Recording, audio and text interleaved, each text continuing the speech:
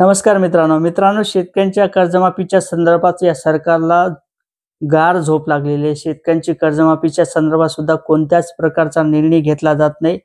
त्याचबरोबर शेतकऱ्यांच्या सोयाबीनला 6000 रुपये भाव देऊ अशा पद्धतीने सांगणारं सरकार कुठेतरी गार झोप येत आहे। अशा पद्धतीचं सध्याचं दृश्य आहे। नेमकी शेतकऱ्यांची कर्जमाफी कधी केली जाईल, शेतकऱ्यांच्या कर्जमाफीच्या संदर्भात कधी निर्णय घेतला जाणार आहे, नेमकं सरकारच्या मनात तरी काय आहे या संदर्भात आपण थोडक्यात विश्लेषण माहिती घेण्याचा प्रयत्न करणार आहोत। तर मित्रांनो, मी गणेश ठाकरे, कृषी न्यूज या YouTube चॅनलवरती आपलं सहर्ष स्वागत आहे। मित्रांनो, चॅनलला एक वेळ सबस्क्राइब करा जेणेकरून आपल्याला नवीन अपडेट आपल्या शेतकऱ्यांच्या माहित्या सरकारपर्यंत पोहोचतील याची आपण काळजी या व्हिडिओच्या माध्यमातून घेण्याचा प्रयत्न करणार आहोत। तर मित्रांनो, चला सुरू करूया आजचा आपला व्हिडिओ। मित्रांनो, ज्या पद्धतीने विधानसभा झाली, विधानसभेपूर्वी सरकारच्या माध्यमातून याच सरकारच्या माध्यमातून मोठमोठ्या घोषणा करण्यात आल्या होत्या। शेतकऱ्यांच्या सोयाबीनला 6000 रुपये भाव देऊ अशा पद्धतीने या सरकारच्या माध्यमातून सांगण्यात आलं होतं। शेतकऱ्यांची 3 लाखापर्यंत कर्जमाफी करू असं या सरकारच्या माध्यमातून सांगण्यात आलं होतं। आणि हे सरकार जोपर्यंत विरोधी पक्षाची भूमिका घेत होतं, कुठेतरी टाळ कुटत होतं, शेतकऱ्यांच्या सोयाबीनला भाव नाही त्यासाठी मोठमोठ्याला मोर्चे काढत होतं, रस्ता रोको करत होतं, हेच सरकार होतं।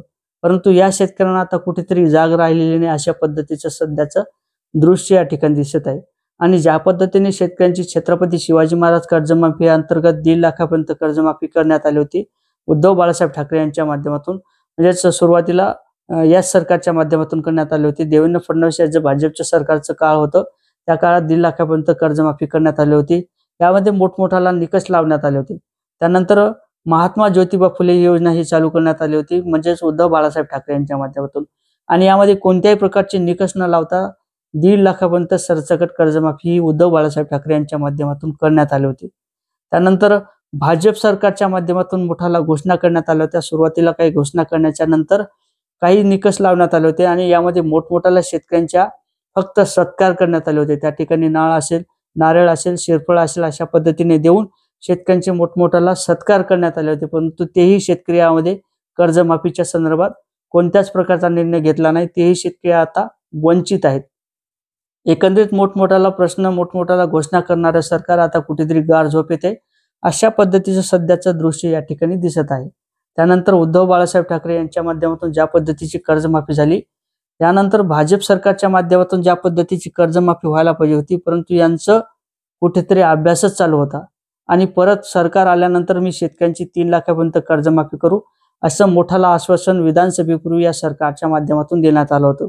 त्यानंतर रविकांत तुपकर यांच्या माध्यमातून सुद्धा मोठमोठाला उपोषण करण्यात आले होते। यामध्ये बीड असेल, बुलढाणा असेल, इतर काही जिल्हे असतील, त्या पद्धतीने शेतकऱ्यांच्या हिताचे काही निर्णय घेतले जातील अशा पद्धतीचं रविकांत तुपकर यांच्या माध्यमातून उपोषण करण्यात आलं होतं।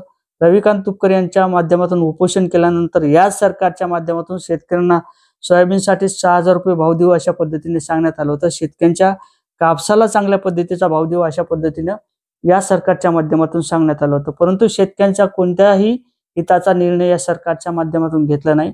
आता मला वाटते की हे जुमला होता की शेतकऱ्यांना काहीतरी फसवण्याचं काम या सरकारच्या माध्यमातून केलं असावं, अशाच तरी सध्याची परिस्थिती आहे। त्यानंतर शेतकऱ्यांची कर्जमाफी 1 महिन्यात करू, आमचं सरकार आल्यानंतर 1 महिन्याच्या आत शेतकऱ्यांची कर्जमाफी करू, असे 3 लाखापर्यंत सरसकट कर्जमाफी करू अशा पद्धतीची ही घोषणा या सरकारच्या माध्यमातून केली होती।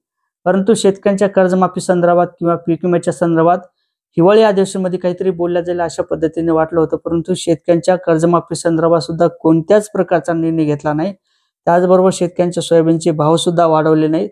नेमकं सरकारच्या म्हणण्यात आहे तरी काय?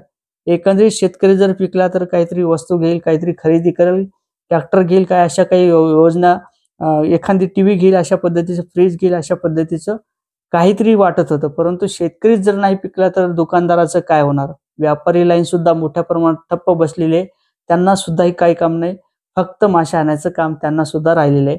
परंतु शेतकऱ्यांच्या कर्जमाफी संदर्भात हे लवकरात लवकर हे निर्णय घेतील असं सध्या तरी वाटत नाही।